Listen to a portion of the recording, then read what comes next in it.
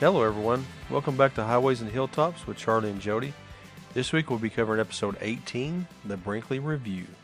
Yeah, if you've been following along with us on social media, you know that we just got home from a 5,000-mile road trip in our brand new Brinkley Z3100 fifth wheel. And we promised you back in episode 16 when we did What's Your Favorite Rig and we spoke about the Brinkley that we would hop back on here and tell you what we really thought about it after we had spent some time getting to know it a little bit better.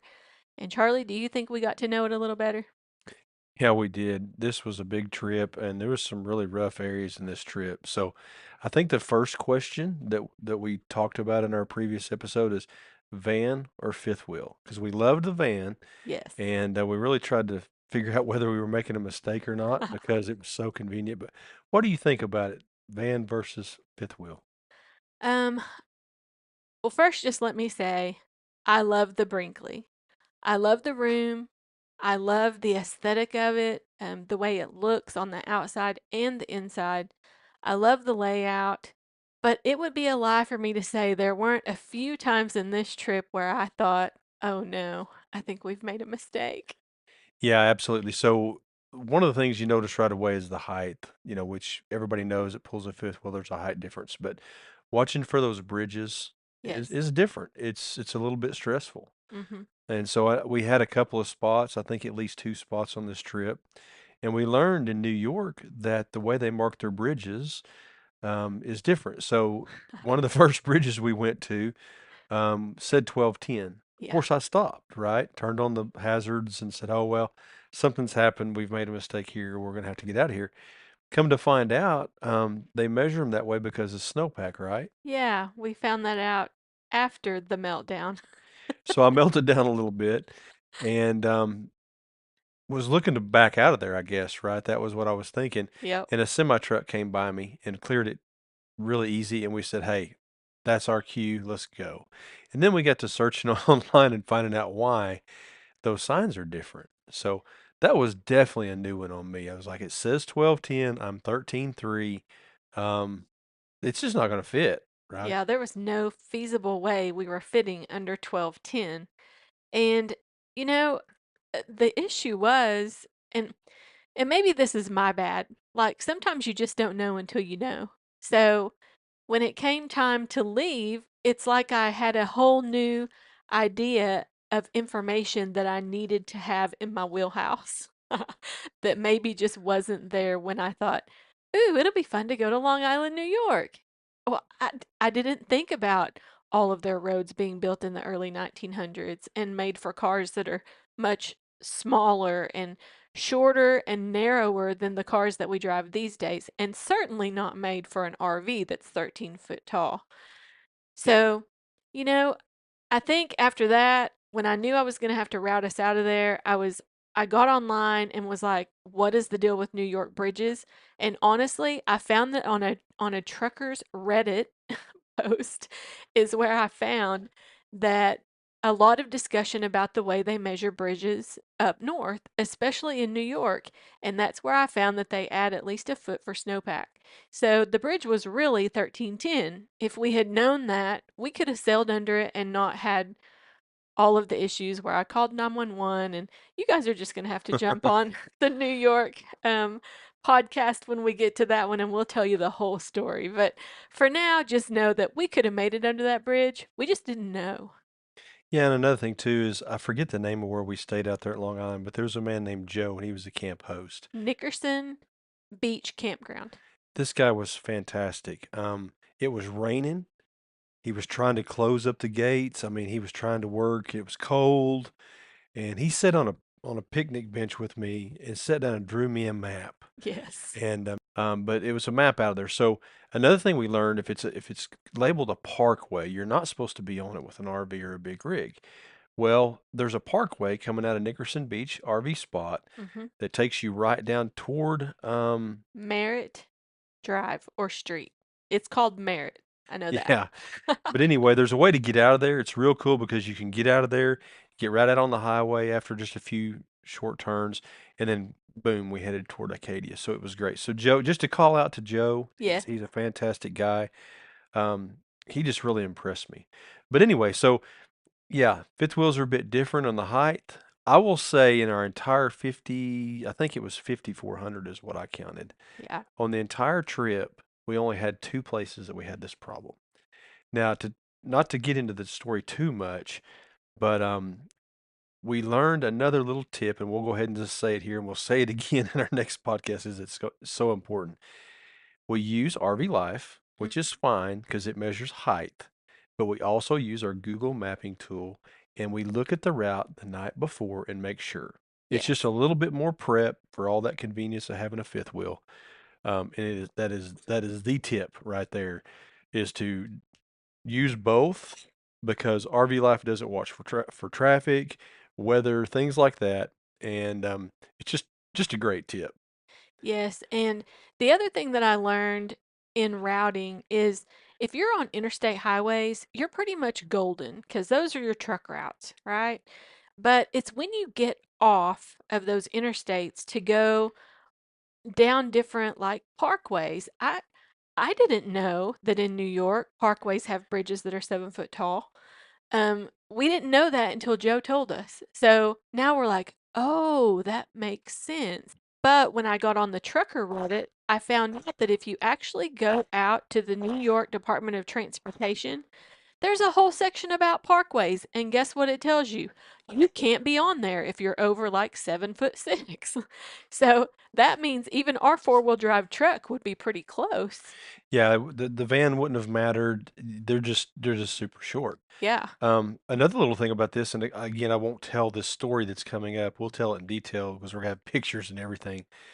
But we crossed over the Brooklyn Bridge. You can see New York on your left, Brooklyn is on your right. It turned us down what it said was a truck route. Yes. And oh my gosh, this was this was hell. It said in 30 miles, something like 30 miles was 4 hours. So I'll just put another teaser out there. When we get to that story about going down through Brooklyn, which was just a 30-mile drive for 4 hours. Wow, I deserve an award for this one because it was something else. But again, the whole trip with the fifth wheel was fantastic, except places like, downtown Brooklyn, but All that traffic in Massachusetts when all we that were traffic camping in out. Massachusetts. But the height problem was really only a small section. So if you figure we went all the way from Tennessee to Maine and all the way back down to Missouri, we only had problems in a couple of areas. Yeah, and that split road in Pennsylvania Yeah, that was a little tough. was kind of a And the pain. Jersey Turnpike was no fun either. But again, it was a height issue that was causing us trouble Correct. in Yeah. Pennsylvania.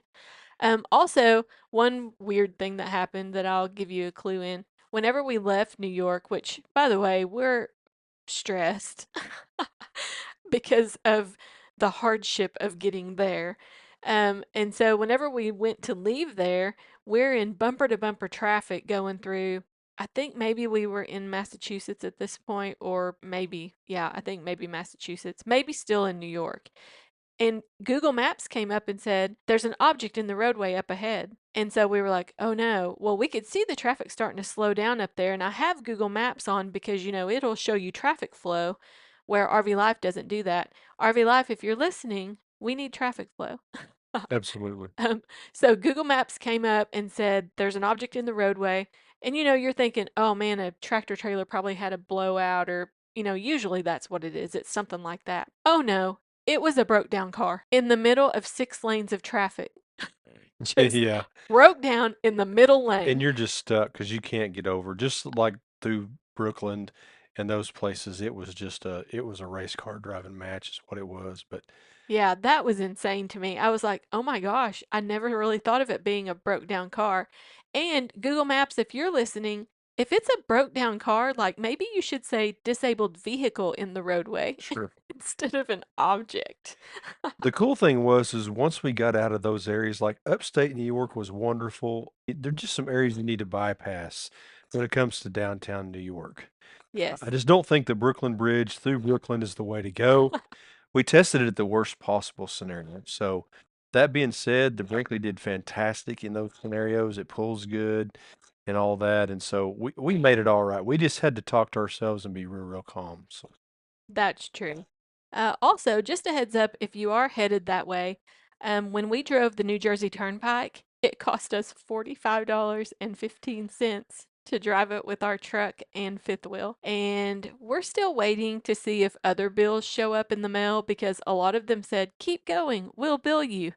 Yeah, And almost all of them. So there's an Easy Pass, and then there's a Jersey Turnpike one. So yep. it probably would make a lot of sense if you're going to go there.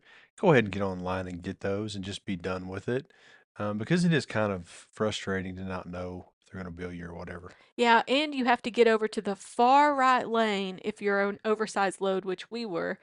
And there's like no lines. People are just crisscrossing. It is the craziest toll situation I've ever seen in my life. Yeah. And in Brooklyn, your truck feels like an oversized load, much less a fifth wheel, I'll just tell you.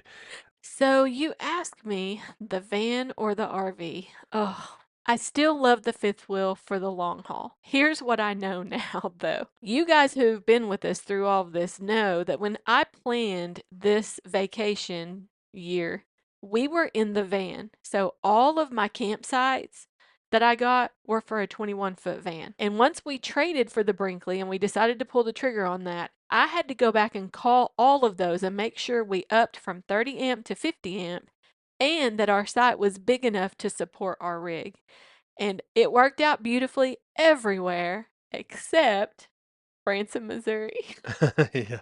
When we got back in the Silver Dollar City campground, we could not get into that spot. And it was late when we got there. We had two people move their vehicles. That spot just was not big enough for us. So, you know, it's really hard for me to choose between the van and the RV, but what I know going forward is that I'll plan trips differently and they will be a lot more fun. So, we've already talked about this because we are future thinkers. And for those of you who are into the Enneagram, we are both Enneagram 7s. And I know that's extremely crazy, but this is what two Enneagram 7s married to each other looks like. About halfway through our trip, we already started planning next year. And that's because we knew it was winding down and we were going to have to come back home. So, to keep us excited, we had to think forward to what comes next. Well, the Branson campground is fantastic. It's our local site. We've been there a million times. It's just tight and it's just kind of overbooked. We probably could have got in there if we'd have just kept going, but at some point it's just easier to just go to down the Oh, road and go to the next one. So yeah. we pulled out the KOA app again, Yep. and by the way, we found a really nice one. Yes, we did. The Branson KOA is amazing. And to be honest, I didn't even know they had one because here's the thing. We are Silver Dollar City people and we have always stayed at the Silver Dollar Yeah. City campground.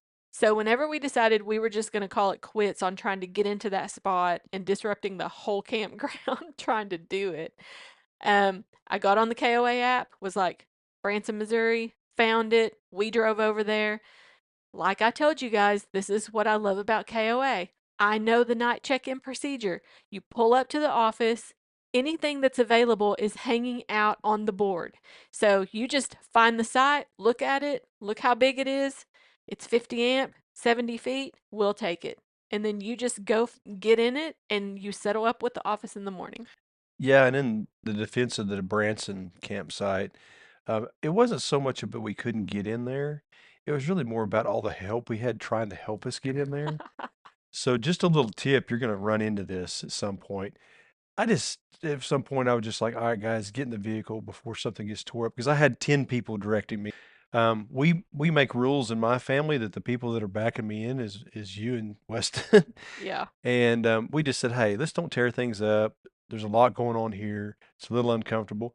And we didn't have to go down the road very far, which is most of the time the case because they're putting all these RV parks next to something. And so there's always another place to stay, unless it's, again, right next to a national park. So we just decided, hey, we'll just go down the road. Yeah, that's true. Also, it had a lot to do with the way that particular site set on the curve of the road, and you had to it was just y'all. It was just a whole thing, okay? Well, The angles were not in our favor. the Branson Park is nice. It's great for smaller vehicles. It's great for tents, they have cabins. I mean, it's a wonderful place. It is a But beautiful again, when campground. you start getting into a big fifth wheel, this is just what you run into. It's easier to go find a pull through than it is to back around a curve and up a hill and into a spot. So. Yeah, that's very true. So your question, the difference between the van and the fifth wheel, I will say that I'm now a big fan of the fifth wheel. There are some times it's a little bit, a little bit tougher, like with bridges and things like that. It does add some difficulty, Hmm. but again, even through the worst of it, we stayed pretty calm. We got through and we made good choices, and there's not a scratch on it. So, and just the convenience of this thing. I mean, the showers and the room and you name it. So, I really like it. But I will say, like I always say, I would like to have one of every kind, and Yeah, pick the one I want for that trip. me too. But this one turned out to be a good one. Yes, for sure. I think what we've decided we're going to do next time is we're going to base camp.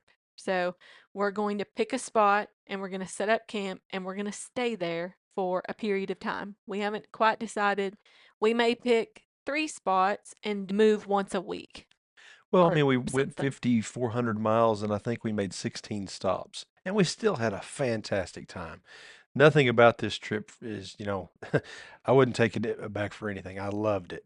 But yes, you're right. It would make a lot of sense to stay a little bit longer and then use the truck for travel a little bit more, come home kind of in the evening sort of thing. So, Yeah, so that's probably how we're going to travel moving forward. This is just how we've done it for the last 3 years because we've been in the van and picking up and moving was such an easier process.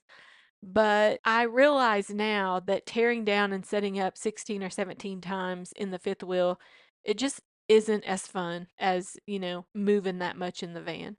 So I'm looking forward to changing the way we travel and going and spending more time in a space. I'm thankful that we had the van for 3 years because we covered so much ground in it. And I think that that helps us, and this trip, of course, that helps us know what we absolutely love and what we absolutely want to go back to and spend a longer amount of time well, in. if you think about it, say just Glacier National Park, for example, you're going to have 3 stops going up there. So you're going to have it's still going to be a 50-50 thing, right? It's Yeah. it's all kind of so much of this is just such a learning curve, and that's why, I mean, you can listen to all the podcasts you want to, just get out there and do it. You'll figure out what you want to do. But, it'll take us 3 days or maybe 2 long days to get to Glacier, but we'll probably stay a week when we get there. Hmm. Yeah, for sure. And I will say, if Weston had to vote, he told us at least 3 times on this trip how much he loved the Brinkley. Yeah, absolutely. So it would win his vote every single time. He liked being in the truck.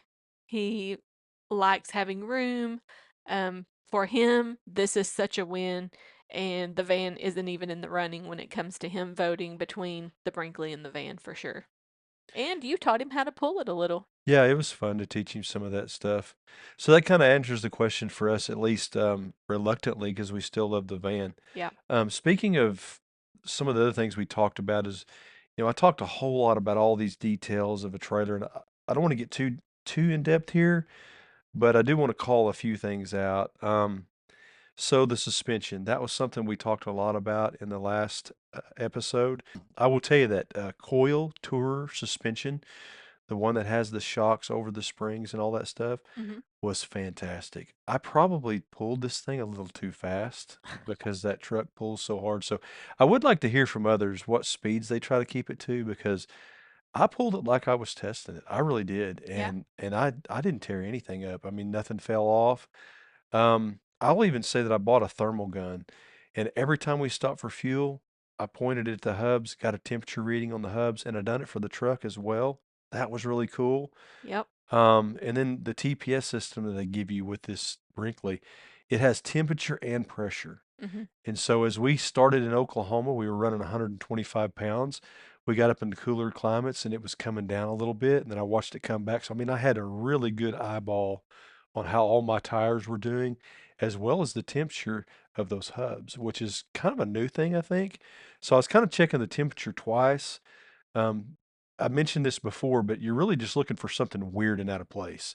And I never did get much of a different temperature reading all the way around the truck and all the way around the trailer, except for when we were coming down the hill in Maryland. And it was basically a slight left curve Hmm. and a really long really steep, probably 10% grade. Yep. And when I got out and shot all the hubs, my front left brake was a lot hotter than the rest. Yep. And I was like, okay, this is good because it really shows me if something's coming apart and getting hot, I'm going to notice it before Mhm. I'm in traffic to notice it. So Yeah. that good tip. But I love the suspension on this thing. It's fantastic. Yeah, I thought that it felt better and better the farther we got. And that may be because our hitch was still pretty new, our truck is still pretty new. I think everything got a good break in on this trip. Well, I'll tell you that Gen Y hitch that we put on there, it's a gooseneck style hitch. We did it because the truck will handle more weight with that than it will with a kingpin, as far as the manual says. And they'll tell you when you buy the Gen Y hitch, the first 1,000 miles, it's going to feel really bad. And man, they're right. I mean, it pushes and just like push like you're going over a bridge. Somewhere leaving Tennessee or from Oklahoma to Tennessee and somewhere after Tennessee, it softened up. And I mean, it really got nice. So Yeah. it turned out to be good. Yeah, there were times going down the highway where I couldn't feel it at all. Kind of reminded me of the old pulling a horse trailer days. Yeah, absolutely. That's what I wanted it to feel like as the horse trailer. And the tires were good. I think they're a 17 ply tire, something like that. I curbed this thing, I don't know, 2 or 3 times I know of, and I got out and checked and really watched it, and really happy with the way the tires turned out. Yeah, it as far as pulling, I mean, it was super back there, I thought.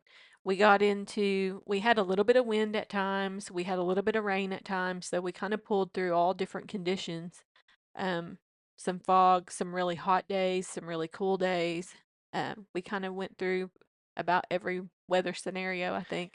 Yeah, and I probably pulled at 70, 75, even 80 at times. Those trucks are just really nowadays all these diesel trucks these guys are using just really can pull, and it never felt loose to me. It never felt dangerous, and I have pulled them before that felt dangerous, and so that really, as time went on, I really started trusting it, and it turned out good. Yeah, and I think I see a lot of questions out on the Brinkley forum, at least on Facebook, about people trying to figure out what truck they need for the rig that they're pulling. And I'll tell you that we have a 2024 Dodge Ram 2500. It is four-wheel drive, but that truck handles this Z3100 great. I've had these trucks. We've had them before. I learned something on this trip. There's a full exhaust brake and there's an automatic exhaust brake, and I didn't know that existed. I'm pretty sure it didn't exist on the other ones, but basically, when you push the button on the dash to go to the exhaust brake, the first time you push it, it says full exhaust. And man, this thing shuts it down. I mean, it really is. I mean, it's really working. But if you push that again, there's an auto setting in there. It's the second setting. And then you push it again, of course, it goes off. But the second one is auto, and it only uses it at certain times, like if you're just coasting, it's not using it. And believe it or not, the exhaust brake at times was too much for this trailer. Yeah. And so learning that was just brand new to me. I didn't even know that existed, but I don't know what we ever did with that exhaust brakes. Yeah, that exhaust brake is amazing. And we talked about it because we had it on our Ram ProMaster van too. It had the same Something Ram, similar, something yeah. similar, exhaust brake. And we talked about how much we loved it when we were going through the mountains. And man, it really makes a difference when you're pulling something. Yeah, and by the way, that hub on the front left is a disc brake is really what it is. At one time was up to 450 degrees and the other ones are like 150. So there's a lot of pressure. I had turned the brakes way down because the truck just feels like it can really handle it. But there's times when you're in the brakes like that traffic or whatever. Hmm. So I reached and turned my brakes up a little bit, the trailer brakes, and the next stop I checked it and it was cooled off. So I kind of learned how to set it. I kind of learned the temperature gun really helped me a lot with setting it up. Yeah, that was a good purchase. It was like $10. I mean, it was a super good purchase. Yeah, and you heard that on YouTube, right? I did. A lot Yeah. of these things that I've heard just by doing, listening to other people and studies and stuff like that. Another thing I really like about this Brinkley is I've always wanted to understand the power consumption on Hmm. these different rigs. Because remember, we had so much trouble with the van with the lithium batteries and the generators, and I just never could get a good setup. Yep. And I want to get a good setup for this Brinkley because I want a boondock in it. I want to go to those state parks that's nobody's at, way out in the middle of nowhere. So we bought that watchdog thing. Basically, it plugs into the pedestal, and then you plug into that, And the cool thing about it is it will, it does all the surge protection and the low voltage protection, all that's all fine. But on my phone, it also has a screen. I can watch the wattage, the amps, all that kind of stuff. So I could study that stuff. And I've got a background in that stuff. So I was studying it, and don't hold me to this number, but I turned on both air conditioners when it was really hot in there. I turned on the PlayStation, the television, the lights, and microwave. I mean, I tried to get everything in the trailer running. The Starlink was plugged in, you name it. And about 3,000 watts done it. Because, with the 50 amp, there's two lines, two 120-volt lines. You added all that up together, and what wattage is pulling us about 3,000. Well, why is that so important? Well, here's why it's important to me. If you go study all your generators, you can get a generator that's 10,000 watt, Mhm. right? But the quiet little suitcase ones, so the little Cummins one that I want, that I've been telling you I've been wanting, that's the one you can push the eco mode on it. It'll run all night on a tank of gas. Plus, it's really, really quiet. Uh-huh. So what that means is if I can stay below that 4,500, I won't be tripping breakers and things like that, and we can run our trailer just like we're plugged in. Mhm. So if we're going to boondock and we want a really quiet generator, that people won't notice, now all of a sudden with this Brinkley, they have those chill cube units on them, Yep. and the wattage they pull are so much lower than even the van was with one unit. Yeah. And so now I really feel like I mean, don't take my word for it, but I'm going to test it someday. And I think it's going to work because I'm talking about, we used to turn off the microwave or turn off the air conditioner to use the microwave and things like that. I think I can run this whole trailer less than 4,000 watts. And so that's a big deal. It saves you a lot of money. And you're constantly getting these questions about lithium packages and stuff like that. I'll be Mhm. honest with you, I don't want them. It's just not my thing. So if I can get by with this, it's going to be great. Plus, they have these new cells nowadays that are contained like a generator that have big solar panels on them, and you can charge those all day and plug into them at night. So there's some other power options now, and this Brinkley gives you the ability to do that. And so I'm excited about it because I fought power problems for 2 or 3 years with the van, Mhm. and I think I've got it figured out. So chill cubes are fantastic. We were in 100+ heat. They cooled things down fast. There's no ductwork in there, so this has a kind of an oscillating fan. It reminds you of a split system like you would have in a house, Mhm. and man, I'm just impressed with them. So Yeah, and also the insulation in our Brinkley because we have a dog, right? You guys know we have traveling scout. He goes around with us. And if we want to pull over and eat at like usually a Cracker Barrel because they have the big parking lots, we can put Scout in the trailer even if it's like 90 degrees outside because our RV was staying really, really cool when you open the door. yeah, so we tested that with the thermal pin. Remember, we Hmm. we got it good and cold in there. It was running all night or whatever, and we hooked up. We said, okay, we're going to leave here. There's a Cracker Barrel an hour away. I wonder how hot it's going to be back there when we put the dog back there. If it's too hot, we'll just have to move on. So we got to Cracker Barrel about an hour away, and it was hot.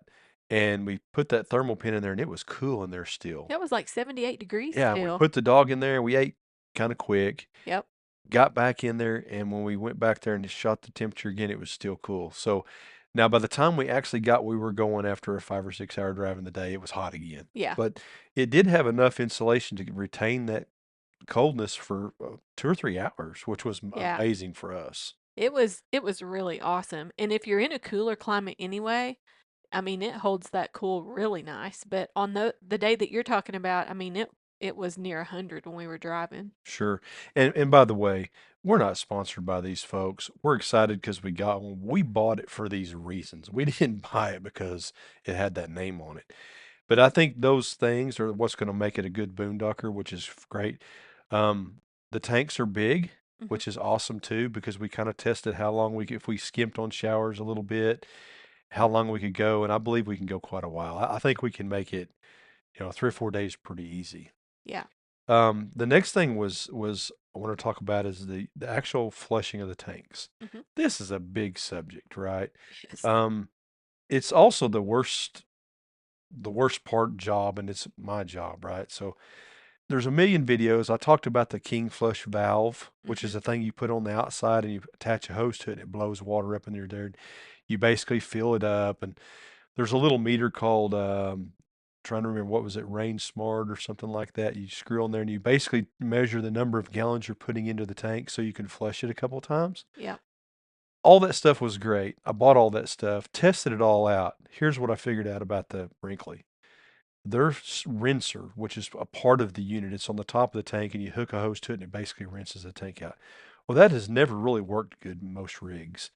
These rinsers put out a lot of water, which Yeah. was awesome. So after about 5 days of messing with that thing, I threw it away and just started using the rinser and the Brinkley, which was fantastic. And so basically, what I do is I hook it all up, flush the black tank out, and then I close it, and then I measure it 40 gallons back in, and then I flush it, 40 gallons back in, and I flush it, and then it all comes out clean. So I was really excited to see that the actual onboard flusher worked really well. Uh-huh. And then also we said we were going to do the Calgon test. Yep. So every RV we've ever had, all the sensors quit working. I am happy to announce after the Eureka Springs trip, after the trip when we bought it coming home, and after full 30 days, all of my sensors are working perfect. Yep. They're still working. Now, what we did was we took that recipe and we'll share it later on our later episode, but basically it's a recipe that's got Calgon bath beads Mm-hmm. and pine sol. You mix them together and you use that instead of your additives. Yep. Much cheaper. The Calgon makes it super slick. The pine sol makes it not stink. And rather than turning your RV into a septic tank, you just get rid of that stuff. So before we ever started, I filled it up and drove it and got everything slick, and then I've used it ever since. Yep. So I think that the clean tank people that talk about this, I think they got something going on. I will say this: it stunk like crazy with pine sol that first day. With the regular pine salt. But here's the thing. I don't like the smell of regular pine salt anyway. Yeah, that might be So it. it could have been that, but I just was like, oh, I don't like it. Once we got the lemon pine sol, everybody was happy. Yes, the So when I lemon. say it stunk, it did. I don't think that stuff smells that good. The lemon's better. Yes, the lemon smells better. So I bought a big bottle of concentrated lemon pine sol, and I think I put like 4 ounces of bath beads and then 30 ounces of that or whatever. Made me a big old gallon jug. It pretty much lasted the whole trip. We finally ended up buying some, last 4 or 5 days of the trip or something like that. So check that out for yourself, but I really think that's a cool thing, and I think it's something you're going to like. The tools, I brought a lot of tools, brought a whole toolbox. I just didn't use them.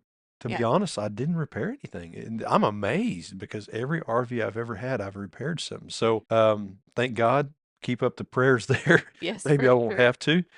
I will say there was some tools I did use. Torque wrench. So I Yep. retorqued the lugs about halfway through the trip, which is kind of common for all new trailers and something you should check. And also I used, it's basically a pair of pliers, but it's a oil filter wrench. You say, well, what did you use that on? Well, the outlet that has a cover on it, that thing is so tight. So I carried that filter wrench with the filter pliers with me and got that on and off, which made my life a little easier. Yeah. So I used that. I used gloves, and of course, I used the torque wrench, which Yeah. was kind of fun. But I actually did no repairs, not one. Yeah, that's really cool. All of our slides worked good. I really do love the One Control app through Lippert where you can get out and run your slides out while you're watching them outside. So if you do happen to be parked close to, like in one, there was like a tall pole or the Wi-Fi or something that was close to us. Yeah, there was always something close. It seemed like that app is fantastic. Yeah, or a tree, or if you're a little bit close to the faucet on one side, then you can get out and watch those as they're opening up. We didn't have any slide trouble. So I was really, really happy with that. When we say great camping spot, we're looking for level, and I'm looking for concrete, to be quite honest Yes, with you. we like But concrete. of the 16, one, maybe two Maybe. was, Concrete really level and and concrete. really Yeah, level. maybe one or two. Yeah. A little kick here for Brinkley. You could put max fan covers on these expensive rigs. Yes. So what that means is there's a good max fan front and back. They kick on, or you turn them on, I should say. And as long as it's not raining, everything's great. But as soon as it's starting raining, they automatically turn off and close. Yeah, they do. So on the rainy days, that kind of sucked. So there's a cover that goes over that keeps that from happening. I wouldn't think that would be much of an ask for a expensive trailer like that. It's not a game changer, but they definitely need to do something like that. Love the lighting. One of the most favorite things about this trailer is when I get out of bed at night, my feet hit the floor. It turns the lights on, the under lights. Yes, the I can motion find the sensors. bathroom, fantastic. Yeah, I love that All too. the indirect lighting in Hmm. the living room's fantastic. The soffit and the island lighting. We Yeah, used it a fantastic. lot. Yeah. There's a light on the back. I'm trying to remember what they call it, like a spooky light or The something like that. scare light. Scare light. Somebody walks by, it kicks on, it kind of lets them know. Hmm. Kind of fun. But the main one I like is when I would back up there or pull up there in the middle of the night, there's an undercarriage light. It's basically Yes. all the way around the trailer is rope lighting, and I could see all of my tools, all of my connections. It was great. Matter of fact, that's the one I like to use for camp light because you could sit out in the lawn chairs and you had that nice light. I mean, it was really fantastic. I think once when we got there late, I even turned it on using my app um to help back you in because it helped me be able to see like the curb and all that stuff. Yeah, the app on for the trailer, the app for the Watchdog, and the app for the Starlink, all of them are on. It's fantastic. When you're out there flushing your tanks, you can see when they're full, and I mean, you can just control everything from one spot. Really Yeah, nice. it's really nice. Also love the complete power shut off. When we got home, the van it was always ran down, which really bothered me because those lithium batteries are so expensive. This one you can turn off. There's three kill switches. There's one for the solar, there's one for all the DC stuff, and then there's a main. And that's really nice. This thing stays completely charged. When the truck's pulling it, it charges it. I mean, I don't think I ever seen a low battery. And we would leave a campsite, we would drive 8, 9, 10, 11 hours, and the refrigerator's running and all that stuff, and it kept everything good. And Yep. so the power side of it and then the cutoffs are fantastic. The automatic leveling system. Uh-huh. I learned some tricks. Day one, went out there, hit auto level, boom, it auto leveled the trailer, and the tires were off the ground In the storage. in the storage. Yeah, before we ever left. Everybody complains about this one. I figured out a trick. One is your trailer is probably not zeroed. In other Yep. words, what is level is probably not dead center zero when you buy it. Learn how to you can reset that. There's tools online with Libert. It's real easy.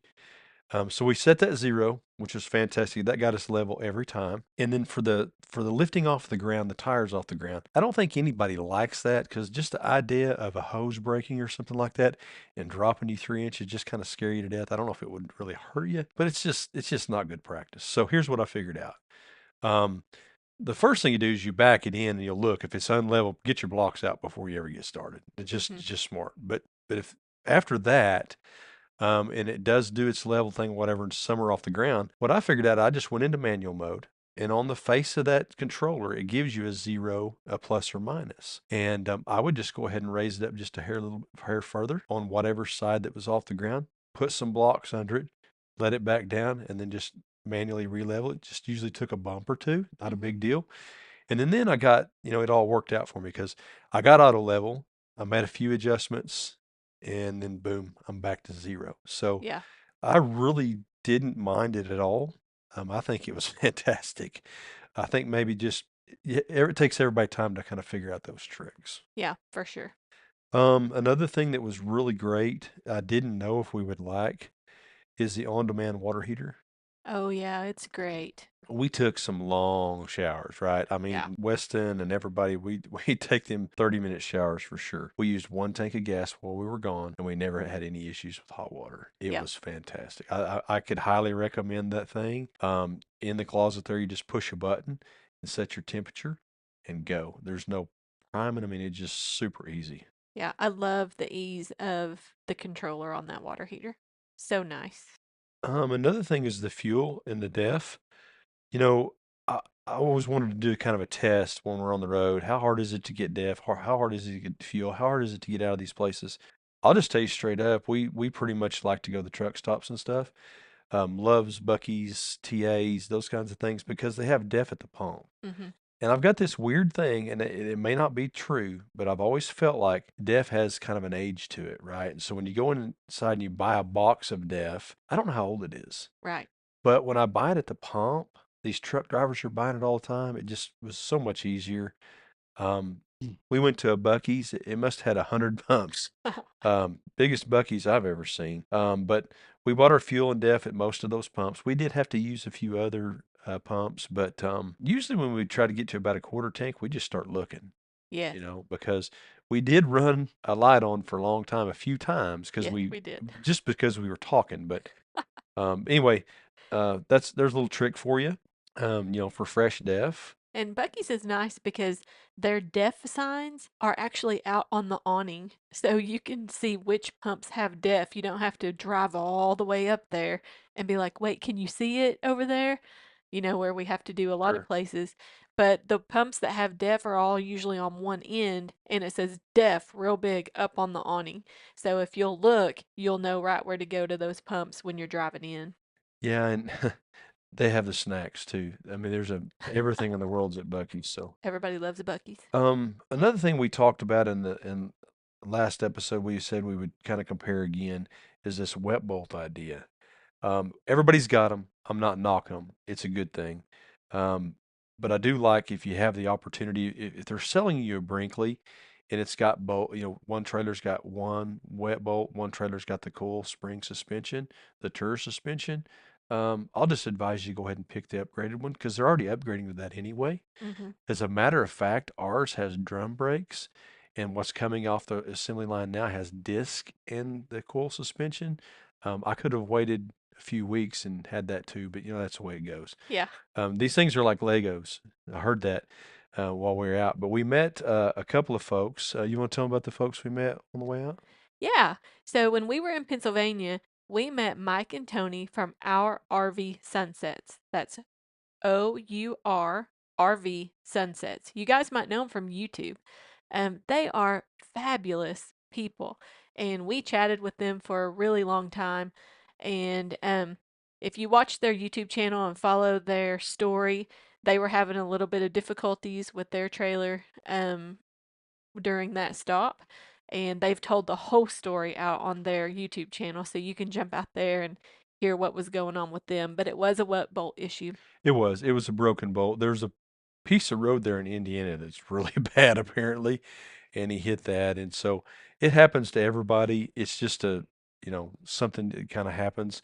I will say Mike and I got to talking, and we dug up a what they call a grease zert breaker, I think they call it. Yep. Basically, it looks like a big screwdriver. You fill it full of grease. There's a plunger in it. You stick it on the grease, start to hit it with a hammer, and it helps break those loose. So, if you are one of those folks that have the wet bolts, check that thing out. Go to Mike's deal and Mike and Tony's deal. Check it out. And this tool is really nice because basically everybody knows if you have wet bolts, you just kind of fight to get grease in them, and this just makes it a little easier when they get stubborn on you. It is Uh, funny that you just took your whole toolbox, so you happen to have one to give to him. yeah, yeah. But yeah, he's really cool, man. He told me so many cool things, and I thought, man, I want to give this to him because they're great people, and we're not going to need it. But yeah, I mean, nothing wrong with their trailer, nothing wrong with the wet bolts. Don't get me wrong. It's just every one of these has a different trick. Yes. As a matter of fact, the Brinkley, I talked about how great the suspension was. It's starting to squeak a little bit, and I got to looking in the manual. There's a greasing process for those too. Yeah, so you got to do some So greasing I too. have to do the same thing. I thought I was not going to have to do this, Yeah. but basically the way this works, they have what they call a trail arm, and you pull a bolt out of it, you drop it down, and you rub grease in this bushing, and you put it all back together. And then I have to put it back to torque specs and all that kind of stuff. But anyway, it happens to all of us, Hmm. and I'm glad they got back on the road and we're safe. Yeah, and also some of that first squeaking or grinding that we were hearing, you fixed by greasing the gooseneck ball. So for those of you who have a Gen Y hitch and you just haven't pulled goosenecks before, like we've pulled gooseneck horse trailers, so we knew that greasing the ball would probably fix some of that. Um, that might help get rid of some of your noise if you grease your gooseneck ball. Yeah, they do recommend it, and honestly, I just forgot to do it among the million things we had to do. Yep, But it's just a very small dab on the top, very top of the ball. You drop it on there, it rubs itself in, and you're good to go. yep. Last time we mentioned the Starlink, I'm impressed. Oh, yes. So we got the one that The Rome plan. the Rome plan, Yep. and so I bought a tripod off Amazon for like $25 or something. It just Mhm. looks like a drum kit tripod, and I put some sandbags on it, threw this thing together, and we were in some trees in some spots. I mean, you name it. It's better in spots and worse in others, but we still had no issues with television, no issues with Weston's PlayStation. I'm a fan of Starlink. Yeah, it was fantastic. I would say the only thing that might have come up, I feel like in one campground y'all had to go out and turn it once or twice. And I don't know if once we figured out actually how to set it up the right way, maybe we didn't have to do that anymore. But I thought it was supposed to be always facing northeast, but what I figured out was when you open the app, you just stick it out on the lawn, give it a few minutes. Once it boots and everything, it kind of gets about a half a connection. yeah, There's a deal in there says that you a push line. it says a line, and I just didn't know. And then you just got to follow the arrows and turn your dish the way the arrows are telling you until it fits into the square. Yeah, I Yep. think that at Acadia National Park or up there by Acadia, we had a bunch of trees, and I kept thinking, boy, this is not going to work here. And we streamed movies and you name it. Other places that were open, man, it was lightning fast. Yeah. And we still didn't have any lags, or I wouldn't have known it if I were watching TV whether you had which one you had, right? Which speed you had. So, Yeah, it was awesome. And the best thing about it is, now that we're home, I went into my subscription and paused it, and they won't bill me now. So, yeah. And it's a little until bit expensive, right? It's $165 a month. It's not something you just want to leave out there. So I'd like to bring it home, honestly, and use it at the house. I'm slower here than I am on the road, which is pretty fantastic. yeah, You that's know, I true. don't think this full-time RV dream would ever be possible until they figured that out. Yeah. It really is a game changer for being able to have your TV and not worrying about hooking up to the cable that may or may not work or exist at the campground.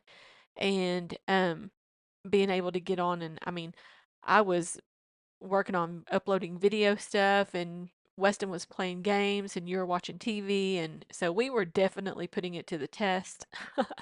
The Thunder was in the championship and we Yeah, got to watch all of those watch games that. while we were on the road.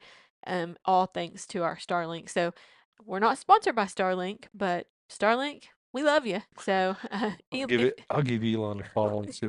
if Elon's looking for someone to sponsor, we'll take it. The other thing I thought was pretty genius was you were worried about breaking off the keeper on the end of the Starlink cable. And then we ran to Lowe's and you were like, I need one of those. I need something to put over the end of that.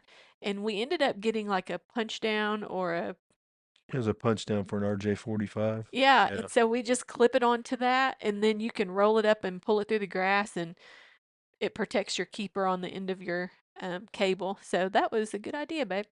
Yeah, and a lot of people put them on poles on their ladders and stuff, and I think that's great too. For us, I will just say I was moving it to a different corner of the trailer every time. Yeah. So for me, I'll use my tripod. It's just a little easier. I like the tripod. And we bought those sandbags at Walmart. Basically, they're just sandbags that go on like what are those Those called? Like a baseball pop-up. tents, I call them baseball Yeah, tents. baseball. If you're a baseball parent, then you have sat under one of those little pop-up tent things. And we were like, man, we need some kind of sandbag to put on the tripod legs. And so we found those over in the camping section, remember? Mhm. And then you just go by the sand and you fill them up. And there's like three of them, three or four. And you use one of them for the sewer sometimes. I do. So there was like four, and I bought a bag of sand, and it only filled up three of them. Yep. So I made two for the Starlink and one for to hold my sewer cap back down because that's kind of a nasty job. So Yeah. And the cool thing is, these little bags that we bought that hold them, that go, well, they're actually made for those tent legs, right? they are. Um, it actually straps to the tripod shaft. So we could get a pretty decent gust of wind and that tripod's not going anywhere. Yeah, matter of fact, we did. We even talked about putting it up on top of the trailer if we wanted to, if we had to. So Yep. pretty good solution. Yep. One thing I did have an issue with, not with the trailer so much, but just the water filter in general. Everybody goes and buys the little cartridge. You screw the hose on the end of, and that you're done. And that's what we're using too. But I done some research, and my problem is I've got this awesome shower head, right? So it's got five different shower heads in there, and I mean this shower is like you're at home. But if you don't have good pressure, then it's just it's just not working. Yeah. So I got to looking and I wanted a more of a free flow filter system. And to do that, you need a two stage. It'll be something with two or three filters. Some of them even have four. Done a lot of research. I'll say I won't really recommend one because I haven't done it yet, but I'm going to buy something different than what we have. I also want quick connects. I walked away from at least one pressure regulator on this trip because, screwing things on and off it's weird. You'll take the hose off, and what you're looking at is your regulator, but it looks just like the hose, Mhm. or just like the faucet, I should say. So I'm gonna look and try to find a little different system with some quick connects to make things easier for one. When you do a quick connect and you unsnap it, it's sealed. So if you just take a hose and you screw it off of a hot faucet, you either have to drain that hose or roll it up and put the ends back together really tight, or you're going to have water running in your rig. Yeah. So these quick connects are really cool. And I did find this one called Go Blue Tech. It's got a real high flow rate. It won't affect your pressure really bad, supposedly. I'm going to try it. It's a little bit expensive, but next year or whenever for our next trip, I'm going to try something different. So, something to think about. You're buying this nice rig, you got all these expensive showers, might as well get the pressure. So, if you read the owner's manual, it'll tell you somewhere around 40, 50, 60, something like that, depending on your rig. Well, you buy those little screw on water regulators, they're all set at 40, Mhm. so, or 40 or 50 or whatever. You can't adjust it, is the point. So I get somewhere and put that thing on there. I want to kind of turn it to whatever my owner's manual says is kind of the max because I want to use that shower. Yeah. And these are PEX rigs and they have great big shut offs. And I think they can handle more than they used to. And some of the screw on ones or the plain ones are a little bit old fashioned. So I'm going to go with some kind of a gauged regulator and a better filter system. That sounds good to me because I like the water pressure. And I think we left that regulator at Acadia. So if you found a free pressure regulator Yeah. at the KOA in Bar Harbor, you're welcome. And then the last thing, and I think this really is, I said only a few things. The list gets bigger, doesn't it? The last thing I'll say that saved our bacon, Brooklyn, Long Island, down down those roads, is the Brinkley comes with a camera off the back, which is great. Yes. Everybody's got one of those. Mhm. The other thing I'll say is the truck in the mirrors have extended mirrors and there's cameras left and right. Yes. And I found a setting that when you turn your blinker on to the left, the whole display screen shows down the left-hand side of the truck. Mhm. So having the one off the back and having that one off the left, when I was back there fixing to have to race car drive somebody to get over because nobody was going to help me in New York, Yep. that was nice because I could see all the way down the left-hand side of the rig and behind me. Yes. I could see if cars were coming. I could see if someone was in my blind spot. And oh my gosh, the blind spots on these rigs. So Yes. I'll just say cameras, that is probably the thing of all of this that I wouldn't trade for. Yeah. Thank you, Dodge, for putting that on our truck. It's a very, very wonderful add-on Yeah, and or whatever. they say someday they say there's a way, and I've seen people do it where they buy new cameras and they integrate that right into the dash. Mhm. That'd be cool, not having to have something hanging off your windshield. But that is a Dodge thing. You have to go buy special cameras. It's pretty expensive. Probably not worth it, at least for me. My choice would be not worth it. But this works out, Yeah. and we can see good. We have our TPS slash thermal slash whatever, and we have our cameras. And I just felt like if something was going to go wrong, I had an opportunity to get it off the road. Imagine you're driving, your TPS alarm goes off, something's too hot or something's low pressure. You've got to get off the road quick, and now I can see down the side of my truck and I can Mhm. get on over. Yeah, you don't want to be the object in the roadway on Google Maps. Yeah, absolutely. But all in all, the Brinkley seems like a pretty good quality rig. Oh yeah. I'm going to work on that squeaky suspension a little bit, but that is literally the only thing I can complain about. But after 5,000 miles through places like Brooklyn and Jersey and places like that, I kind of expected you to need a little grease here or there. But um, I really can't say that anything didn't work, other than they could have put some max vent covers, a few things like that. I'm pretty impressed with it, the truck Yeah. and the trailer for that matter. Yeah, me too. I mean, I expected something to go wrong somewhere along the line, but we were just really blessed in that it all worked and everything worked great. And I mean, I can't think of really anything. Also, I'll say I really like the handrail that they put down beside the steps Yeah, that's nice. because we were in a couple of spots that were really steep and our steps were set at a very steep level. And that handrail makes a difference for me. You know, I thought of something else too, is all of the bins that you get into, you can turn the switches to where they're motion sensors. So every time I opened one of those bins to get something, it just came on for me. That is, I tell you what, trying to flip switches and locks, you already lock and unlock and lock and unlock like crazy with all these doors. Hmm. But those lights were fantastic. There is one thing I just thought of that I want to do. I think it's going to be a little bit expensive. I don't know if it's going to be worth it, but maybe someone that's listening could chime in and say, "Yeah, do it or don't do it." But you know, on the main living door, you can push code and hit unlock or lock. Hmm. That is so nice. Keep the Yes. keys out of your hands. But the big pass through has locks on both sides. The front has locks on both sides. The back has locks on both sides. They're supposed to make a deal where you can replace all of those locks with one of those keypads.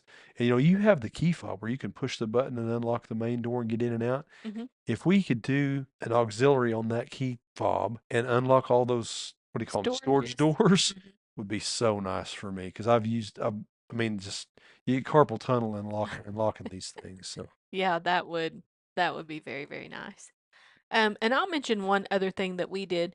At home, we use the Blink camera system. So when I was thinking about wanting some way to monitor Scout when we were gone for, longer periods of time in the trailer and just make sure he was doing all right and that the power was still on and those types of things. I thought about buying one of those specialized cameras that are made specifically for pets, but they're a little pricey, and I didn't want to pay another subscription. So, well, or any subscription because I don't even pay a subscription on my Blink system.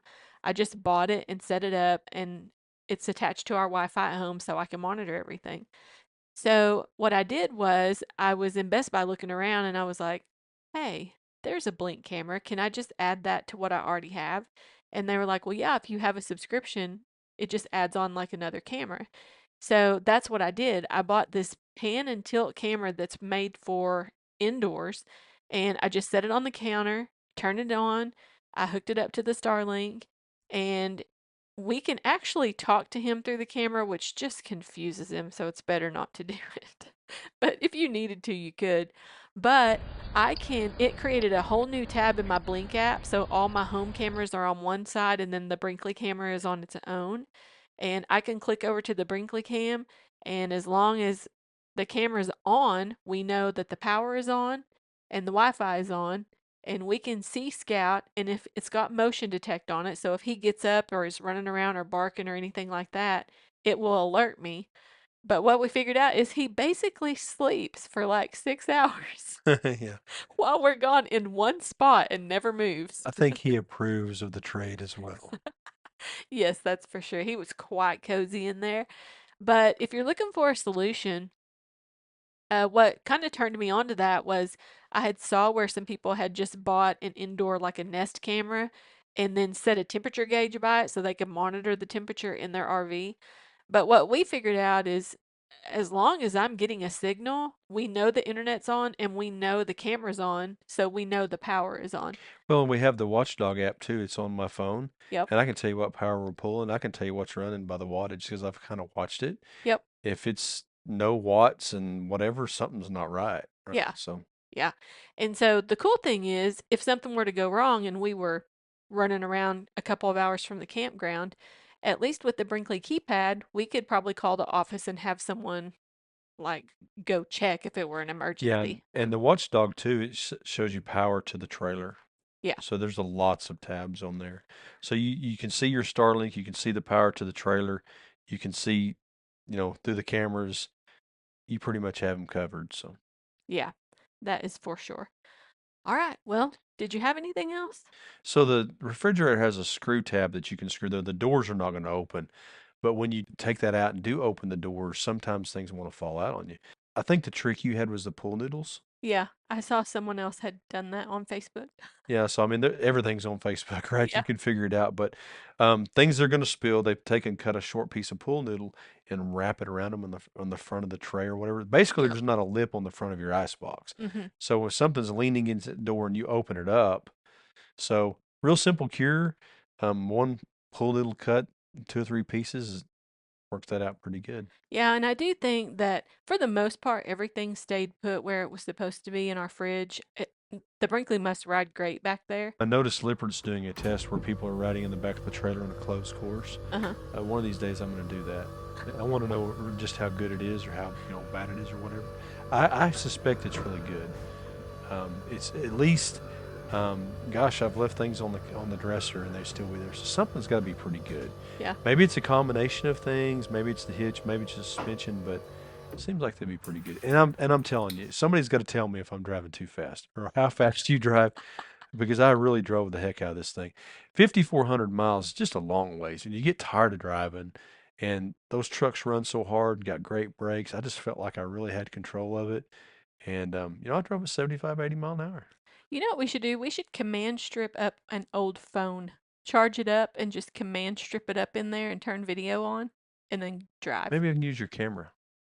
Maybe. Maybe if you keep it powered back there.